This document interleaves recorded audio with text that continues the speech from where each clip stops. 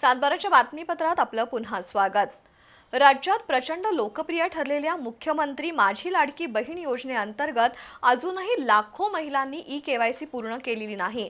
त्यांच्यासाठी ई-केवायसी करण्याची शेवटची तारीख 30 एप्रिल 2026 आहे। त्यामुळे पुढील 2 दिवसात ई-केवायसीची प्रक्रिया पूर्ण केली नाही तर 26 लाख महिला अपात्र ठरू शकतात। मुख्यमंत्री माझी लाडकी बहीण योजनेअंतर्गत ई-केवायसी पूर्ण केली नसलेल्या महिलांचं अनुदान रोखण्याचा निर्णय शासनाने घेतलाय। त्यासाठी पूर्वी 31 मार्चपर्यंत मुदत होती, मात्र त्यामध्ये लाखो महिलांची प्रक्रिया अपूर्ण राहिली।